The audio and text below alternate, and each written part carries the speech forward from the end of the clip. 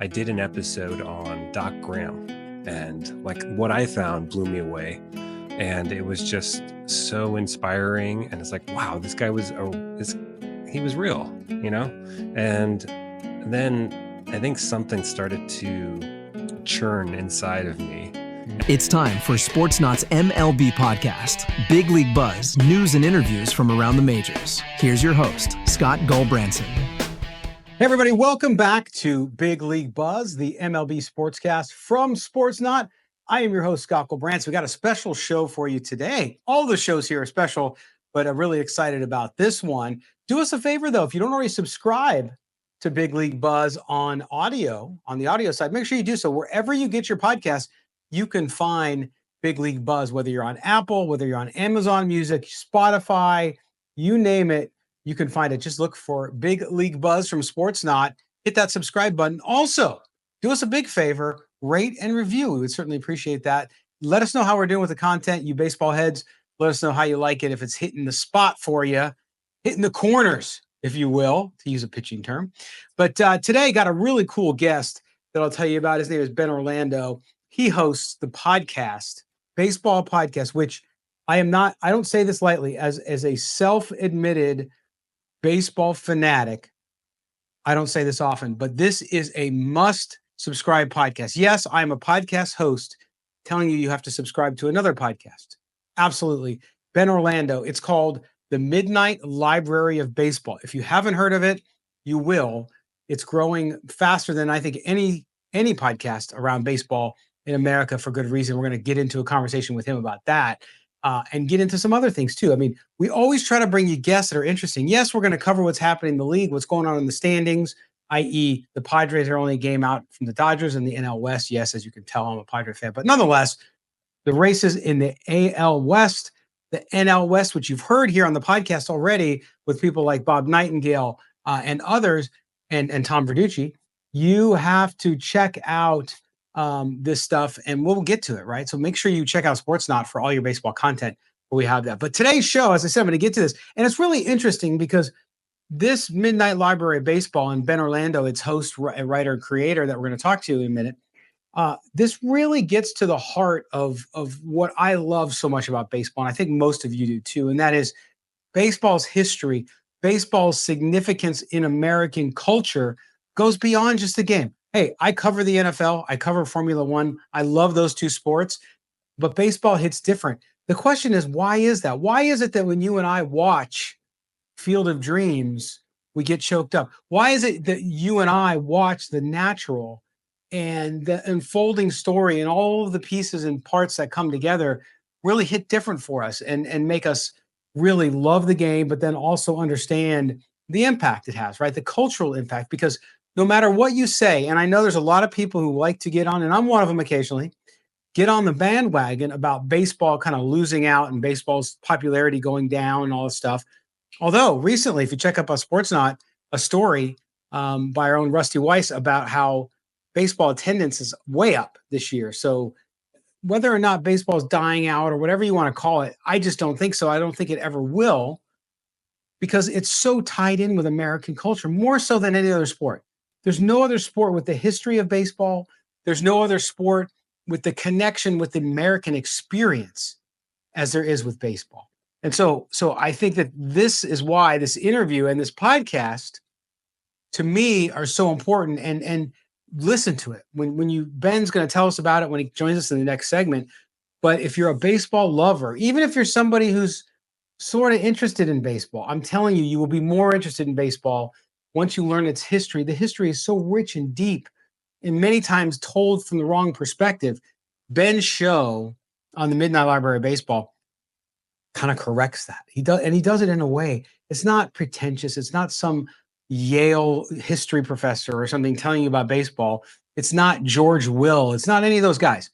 It's just Ben, a writer, producer who really captures, I think, the spirit of why baseball means so much. And for me personally, baseball was the connection I had with my father, even when we weren't on the best of terms. Growing up as a teenager, that angst of being a teenager, you don't always agree or see eye to eye with your folks, especially your dad if you're a man. But baseball was always something that could bring us together in the midst of the disconnect. we could always go to a baseball game and we could talk about that pitch, that strike, that run, that situation, keep score in our book with a pencil. And it always seemed to bring it back. And that's why I think Ben's show is so special and why I think you'll enjoy the conversation with him. By the way, we will get to later in the week some interviews around what's happened in Major League Baseball. Last year, we saw the Chicago White Sox have a historically bad year. Now they got the Pope on their side. So I'm hoping that Chicago White Sox fans don't have to go through that again. Instead, this year, Colorado Rockies fans, I feel for you. They just lost to San Diego this past Saturday, 21-0. That's not a football score. That wasn't the Chargers and Broncos. That was the Padres and Rockies in the rarefied air of Coors Field. So, lots to talk about. Cincinnati, up and down, keeps in struggle. The American League, the Yankees. We're going to get into all that later in this week. We got some great interviews coming your way. So make sure you subscribe here. Also, if I may be so bold to suggest that you also subscribe to the Sportsnaut interview. Now, the Sportsnaut interview is a podcast like this, except that you might hear a baseball guest on there occasionally, but we cover all sports there as well. Myself and my fellow host, Evan Grote, talk to people from around the world of sports. So make sure you do that. I got some exciting conversations coming up. So again, we got so many podcasts here. If you're a hockey fan, we got that. You're a wrestling fan, don't forget Parts Unknown, our other podcast, good stuff. But today, we're going to talk about history of baseball. We're going to talk about Midnight Library of Baseball, a show you got to really get into. Again, don't forget to subscribe wherever you get your audio. And if you're watching us on video, give us that thumbs up, hit subscribe there too, and smash that notifications bell. That way, every time we have a new video, you know where it's coming up. All right, baseball heads, we're going to step aside for a quick break as the end of segment number 1 here. When we come back, we're going to be joined by our good friend Ben Orlando, host, producer, creator of the Midnight Library of Baseball. This is Big League Buzz from Sportsnaut. I am Scott. Don't go anywhere. Welcome back to Big League Buzz, the MLB podcast from Sportsnaut. I'm Scott Gilbranson, and we bring in our guests now here in segment number 2. And I'm really excited to bring you this guest because I think you're going to love it because you love baseball. And if you love baseball, you have got to listen to this podcast. There's no question. You have to put everything down, go subscribe to it right now. And I'm talking about the Midnight Library of Baseball. If you haven't heard of it, you need to hear of it. Launched in 2024 by our guest, Ben Orlando. You can find it on all the platforms, by the way. The show is really just a unique perspective on baseball's history, its cultural relevance, and the stories that are told in this podcast of baseball. Baseball is so rich with history and quirkiness and all these other things that are the American experience. Ben explores these stories. I mean, everything from Larry Lubers, a guy you got to know about, who bought pieces of Crossley Field in Cincinnati into Kentucky, took it and built it on his farm. You got to hear that. Also, the 1919 Black Sox scandal. You think you know the truth about that? You got to listen to Ben's show about that and his series on all that. But also the real life stories and inspiration for Field of Dreams is another part of this. The impact of tobacco on baseball. I could go on and on with the stories that Ben tells and what he's able to do. But Ben, listen, man, first of all, thank you for what you do. I'd like to welcome you to Big League Buzz, and thanks for talking with us today. Thanks, Scott, for having me. I really enjoyed being here. Yeah, it's amazing what you're able to do, the research that you do, and for those of us who've been in writing, who've been in communications, who've been in the media, the storytelling that you do is phenomenal. And I just want to give you credit for that because storytelling is not always easy. You have to be able to tell stories in a way that are not only compelling, but connect with people. And you do a great job for that. But first of all, I got to ask this question. What sparked the idea for the Midnight Library of Baseball? And how did you decide to kind of focus? Because the way you do the podcast is differently too. Guys like me who talk sports every day for a living, you know, we're yelling, we're getting bombastic, we're doing all this stuff. You tell it in a very calm and I think measured approach. Tell me how you got here and what was the inspiration for you? Sure. So I'm a writer. I write short stories, novels, and a couple years ago, I wrote this novel about a female knuckleball pitcher. It's called The Knuckleballer, and got an agent. You know, not an easy thing to do. So got an agent and, working through the editing process and sending out to publishers. And in the meantime, I'm like, is there anything I can do?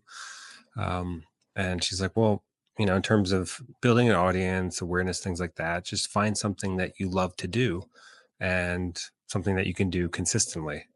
And I've done podcasts before. So I've had, I did a podcast years ago called History Repeating Itself, where I interviewed experts, professors, and it was kind of like Freakonomics, Mm.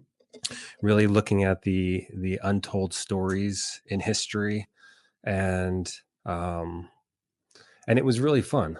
So I decided, well, maybe I'll do another podcast. And since I was on this baseball kick, really getting into baseball after a long time break, um, reading like every baseball book I could find and just immersing myself in it. And I'm like, okay, let me see what I can find. And this first idea came up. I was just reading something about Lou Gehrig, and maybe Lou Gehrig didn't have Lou Gehrig's disease, and like that sentence is so preposterous, right?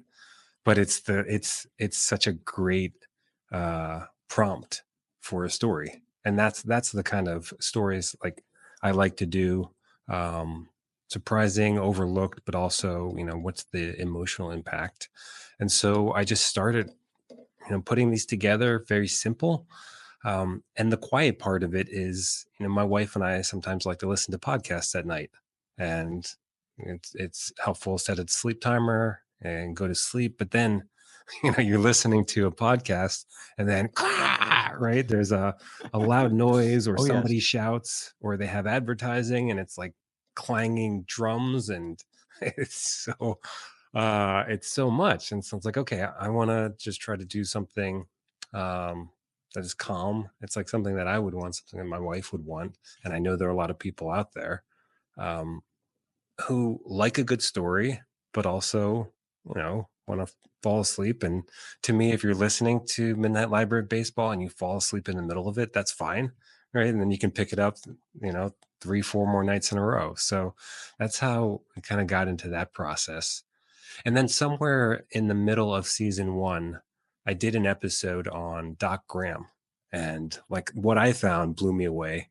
And it was just so inspiring. And it's like, wow, this guy he was real, And then I think something started to churn inside of me. Mhm. And I did a couple more little pieces on Field of Dreams, and it was like Field of Dreams, like a voice inside spoke to me. It's like, you have to do this, like put this together. So then I started doing research. It's like there are several documentaries of Field of Dreams. There are a couple books out there, but nothing comprehensive, nothing that really brings it all together. And also just from these different perspectives that I like to bring in. So I mean, that was hugely challenging, and it was amazing who I was able to talk with. And that became kind of the underlying uh, theme, or what's the word? Inspiration. I'm kind of, there's a word I'm looking for all of my episodes. Yeah. It's like that emotional element, that surprising turn that you didn't see coming. Like those, I want to work into all of my episodes, because I think there's a lot of stories out there like that just haven't been told. No question. And not only that, but like I remember I have a friend here in the Cincinnati area who's a baseball junkie like I am. And so we were talking about, and I told him about your podcast. I said, hey, did you listen to that? No, I haven't listened to it yet. And so then we started talking about the Black Sox scandal, which you go very in depth and do one of the best, I think, histories of it that I've ever heard, including correcting a lot of misconceptions I had, right? So learning about that's the thing about baseball. And I think the thing you stumbled onto as a storyteller too, there's so much richness and there's so much that has been culturally changed. Like, for example, watching the movie Eight Men Out, okay? That story is so far off. Yes, there's bits and pieces that do follow historical record, but there's a lot of great podcasts on history too. I'm sure you listen to them too, which kind of correct history as we know it, or as culturally we've come to know it, to only find out that, well, no, that wasn't true. Actually, here's how it happened. And I think that piece of it, and then the way in which you do that, not surprised you're a writer, obviously, because you mentioned something that writers would know. You mentioned a prompt, right? The idea that, okay, give me an idea here and then I can take it and run with it. And I think that ability to look into baseball and those stories, because the richness of, and this is where people who are not baseball fans, Ben, I try to start to lead them down the path of baseball, not through, hey, go watch a game on TV or go down to the ballpark and watch two teams you don't know much about. Instead, I point them to the history because I think the richness and the connection to the stories of the people really make it so much more relatable. And I love other sports too. But with baseball, the richness and the personal stories and all of these things that you've highlighted in your podcast, those just open up a box of just unlimited opportunity. Is that what you found too when you start to look, like you mentioned Midnight Graham, the doctor from the movie, who was a real guy and a real doctor, had amazing impact in his community. Is that sort of what kind of got that steam flowing for you? Yeah, it's when, I mean, like what you said, there's the myth, but then when the truth is either just as interesting or more interesting, I mean, that's fantastic, right? And that was the case with Moonlight Graham, because the myth, the fiction was great. What a character to create. And that's enough. Like, right, you can stop there. But then that it's actually a true story, and this, you know, tragedy, you could say, which he later didn't see as a tragedy, that he got to the big leagues, but he didn't get up to the plate. Like, that really happened. And that, to me, that does something. And you see it in movies and books when they, like, based on a true story, right? They put that there for a reason, because it matters to people. And when it's actually in reality, right, it has a different punch, a different effect. And, going to the Black Sox scandal too, it's that, again, when you're looking at something that's a myth and something that people have understood to be the truth, and then you can explain it in a way that's like, like, oh, and it adds more depth, it adds more light and curiosity even. Like, that's what I really like to unfold, because that's what I like to read about and listen to too. Yeah, absolutely. And the format allows for that. And not only the way in which you do it with very calming music and all that stuff, which is awesome, but also just the podcast format and the audio format, just like a book to me, allows you to tell that story in its full richness. And then, of course, you do interviews with all these great historians, people who were in Field of Dreams, for example. That also brings something to it as well, which I think is phenomenal. Now, you look at these episodes that you've done. You talked about the Black Sox scandal. We talked about Larry Luber's, Crosley Field, all of that. When you are these stories that you stumble upon once you started to kind of feel that calling, and you heard in your head, if you record it, they will come. Where do these stories come from for you, and what's that kind of process you go through to sort of find them? I feel like if I'm lucky, a story will come from research.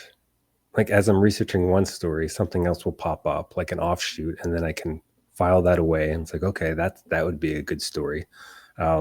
For instance, I keep coming. I mean, it's unavoidable to keep coming back to Kennesaw Mountain Landis, the first commissioner of baseball, and he's such a character.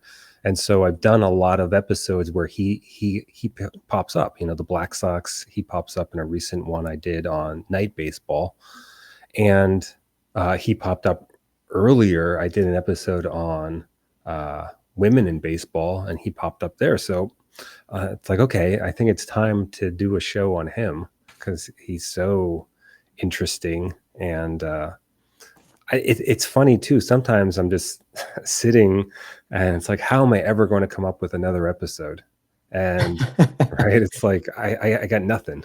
and and it's like it's amazing to get into that spot. It's like, well, I know I've done it many, many times before, but right now I feel just on empty. And then it's just like reading. Like, I have all these books, and reading through them and even rereading certain books can give me new ideas. This one book I have, I can't think of what it is right now, but it was written by a philosopher recently, and I'm supposed to talk to him at some point in the future. Nice. But yeah, I think if that gets into me, then I know I'm psychotherapist. So like I'm all about thinking of anxiety and defense mechanisms. And like when that starts to happen and I start feeling this despair, it's like, okay, I know what's happening here.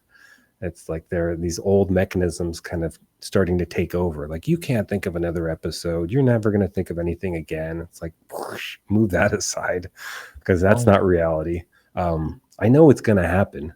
So for me, it's the more I read, and the more I embed myself into baseball and baseball history, the more the ideas come up. And then also just being disciplined, and I can do more of this, of really logging those, because sometimes I'll think of, or I'll read something, I'm like, oh, that's a good idea, and then I'll forget it. Oh yeah, I'm there with you, my man. Anytime you create content, it's a danger, right? As a writer, same thing. That's why you always have your journal right next to you, right? Because if you forget that idea, it's gone forever. Yeah. But that's a little bit about the process. Yeah, and I'll tell you, to me, and this is from an outside perspective, as an avid listener, the people who listen to the podcast, and we talked before we got on the air about the fact that you get stories, and now you're highlighting the stories in the podcast, which is one of my favorite pieces now of that, because again, it's more storytelling. You're just giving people a platform because the stories are very personal and they come from all different types of folks.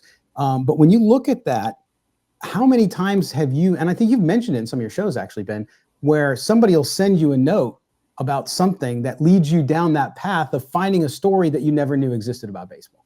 Mm-hmm. Oh, you're asking like the listeners who contact me? Those stories that people who are listening to the podcast actually help fuel that too, don't they? Because they reach out to you and say, hey, my uncle played in the major leagues and did this or did that. And then that leads you down this kind of breadcrumb path of finding a story that hasn't been told or was told way back and nobody's really revisited it. Yeah. When people reach out, like sometimes they'll mention like, you could do a show about this. And I always respond to them like, hey, and if you have any ideas or suggestions, by all means, let me know. And absolutely. I think the home run race episode came from someone just talking about that.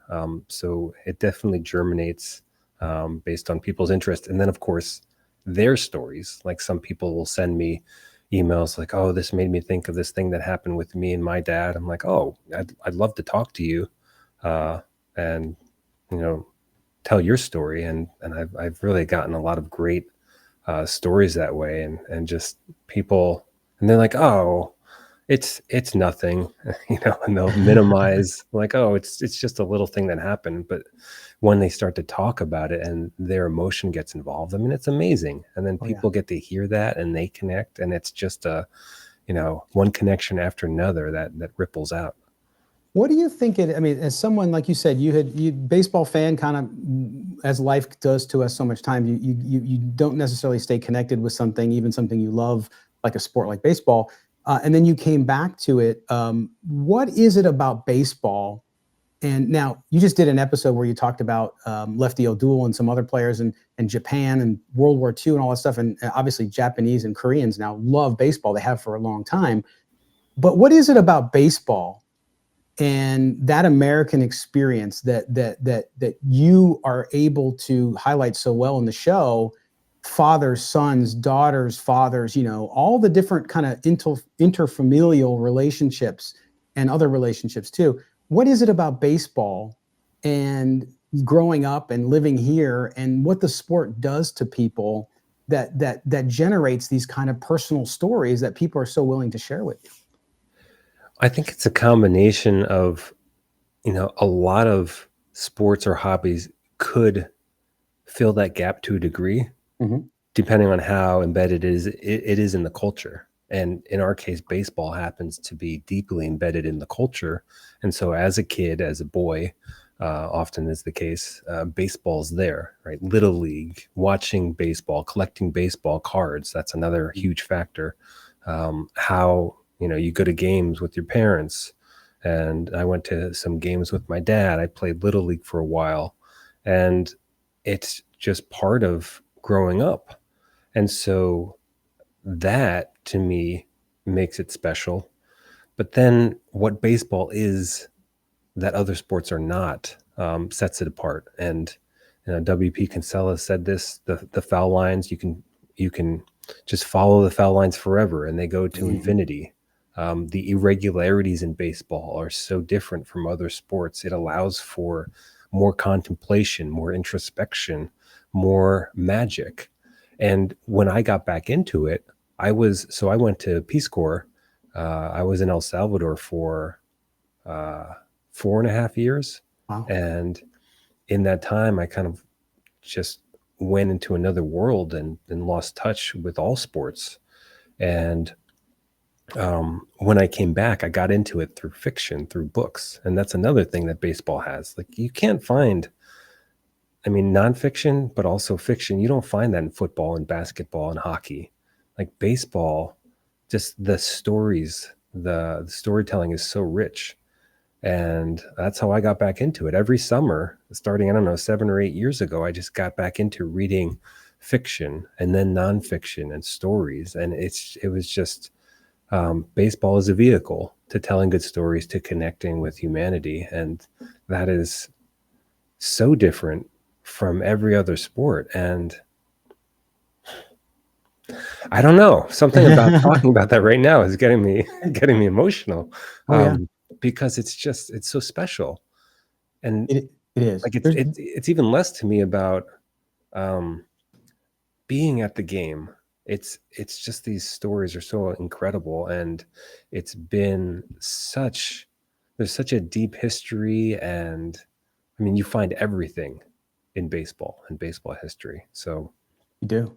And to me, that's I think where it connects with me too, is there's almost a spiritual, it's like once it's in your soul, it's like there. It's not a like, I watch everything from F1 to the NFL. Love watching this stuff, right? But it never grabs me inside, Ben, to where it just like grabs me. You know what I'm saying? And I think baseball is different. And I think you touched on something which is so important, because I played Little League too. I've got 5 kids. I have 4 sons. I coached baseball for 22 years. Okay. Because I love the game. I just wanted to be around the game. So if I could coach after I didn't play anymore, it was great. And we all have different skill levels, right? To your point, I have friends that I went to high school with who played in the major leagues. And then I have friends that I played with up until I was 12, right? And they weren't very good, and I wasn't very good, but we just loved playing, and we all experienced it though. So I think that's the difference too, is no matter what your skill level, baseball has always been sort of a rite of passage for kids. Not all kids, I get it, but for a lot of us. And I think that's why, because you played the game, you loved the game, you sat on the bench, you sat in the outfield, you played, you ran the bases, you hit a ball, all the things that you experience with baseball, we can relate to those no matter what your background, inner city, suburbs, wherever you come from, the country, people can relate to that. You think there's something to that too? It's just something that makes us all kind of connect at one level? absolutely. It's like you're talking about the context. It's already there.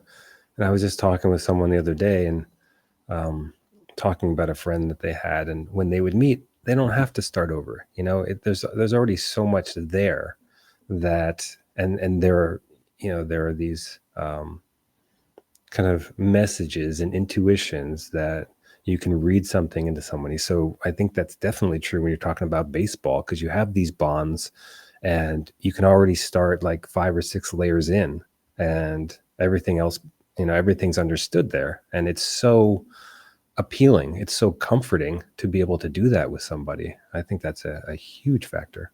Yeah, and it's even now my youngest sons, for some reason, even though their dad is obsessed with baseball, they're just not that into it. But I will tell you, I take them to a ball game, and they're into it. They love the experience, and I think that's the other thing too. Is it's like your podcast. You go to a baseball game. It's not like football where it's constant action, or hockey where it's constant action. You're sitting there, you're listening. Sometimes it's quiet. Sometimes you could hear a whisper in the ballpark. Sometimes you can't hear yourself think in the ballpark. The smells, all of the things that come with it. I was brought up, my dad brought me to ball games all the time. I was very fortunate in that, right? He took me all the time because he was baseball fanatic. And so that was part of my experience growing up. So I've done that with my sons too. That sort of circular nature too. You've talked about this with some of your guests, and also around Field of Dreams, and with some of the listener stories, excuse me, is that idea that it's passed on from one generation to one generation. And it's also a bonding piece, even for me, Ben, too. I'll tell you the quick story for me. When I was a teenager and I was going through those stages, and me and my dad didn't see eye to eye, when we went to a ball game, we always found common ground. And to me, that piece of it and how you share those stories is so important, because especially today's world where things are so divided, right? We're always looking for ways that we can connect with people that's not going to cause an argument or disagreement. And it seems baseball's always been there. Yeah, yeah. Unless you like the Cubs and the Padres, right? That's right. Yes. And now, since the new Pope is a White Sox fan and not a Cubs fan, now you got that rivalry going. So we'll see. But isn't that great too? I mean, look, there's a Pope for the Catholic Church, and they have video of him at the 2005 World Series. You talk about baseball just batting way above its weight on the world stage. Pretty incredible. Yeah, it's a big win. An idea for a later show for you. But speaking of the show, now you've done so much, and again, I tell people to go back, because I started when I started listening to the show. Of course, you were going through the Field of Dreams stuff. You've gone so far beyond that with some amazing stories. You talked about the night baseball thing that you recently did, which was really fascinating to me, because I knew the history. And again, because I have family in Chicago, 88 is marked in my brain forever, when Wrigley Field finally got lights, 100 years after everybody else started to try to do it, at least. But when you look at these stories and kind of the future of where you're taking the show, tell us a little bit about what you're thinking, and is it just throwing your caution to the wind, so to speak, even though there's a ton of work involved, and just letting the stories take you where it goes next? Yeah, I think for the time being, I've heard from a couple people, like, really like the Field of Dreams and like this whole thematic connection of a season. Mm-hmm. That was a great experience for me, but it was also like very tiring to do all that, Oh, yeah. and keep it all together, and the process of thinking ahead to link everything together. Whereas now I think a few episodes ahead. Sometimes I have more in the hopper than other times, but I think this idea of like the central thread, the central heart of it is one, what is like I didn't know that, or I didn't think of it that way, and where is the emotional part? And like for me, it's trying to pull on those threads, in at the very least trying to think of what people at the time were thinking and feeling in these moments, and just kind of putting that in the minds of listeners, because the night baseball, how did I was reading something, and I think I came across the first night game, and it was just like I had never thought about it. It's like night baseball has just been with us for forever, and then to learn more about it, like I think that's one of the best things and the greatest feelings, is to put something out there that people weren't even thinking about, the question wasn't even in their mind, and now all of a sudden the question is there, and then the answer to it, and trying to get to why this happened. That's really satisfying for me. And then mixing in the human factors and what was going on, and also how it connects to today. Like if those are in play, then that's what I'll continue to try to do. Yeah, and I'm so impressed by, and at least for me, when I listen to your show, sometimes you'll be going through a story, and then all of a sudden you'll drop in this tidbit that talks about that incident or that story, and the cultural relevance, and how it's actually permeated our culture, even for people who don't even know anything about baseball much. Yeah. It becomes part of that. And to me, I'm sitting there listening, because I love baseball. To me, again, going to Cooperstown, amazing experience and all of that. But the Baseball Hall of Fame, and you just did a recent episode on the museums and the history and all that, which is fascinating, is that it's pretty stuffy, right? So and this too, being an author, and when you talk to academics, they can be pretty uppity when it comes to this stuff. And there's a way that you document history, and there's value in that. Don't get me wrong. But listening to your show, I think what's so good about it is you make the history accessible and relatable to everybody. But it's still incredibly informative. You get so much smarter listening to it. But that piece of it too, are you finding that that's connecting with people because of the way you're telling these stories? Am I finding what is connecting with people? That just the history of baseball, the show itself, is you're able to connect to people, and they're able to connect and learn so much more about the game they love that they might not have known, or rekindle in them these memories and these feelings about baseball in their lives because of how you're telling these stories. Yeah. I think all those things are happening. People connect on a lot of different levels and to a lot of different parts. It's like it can resonate.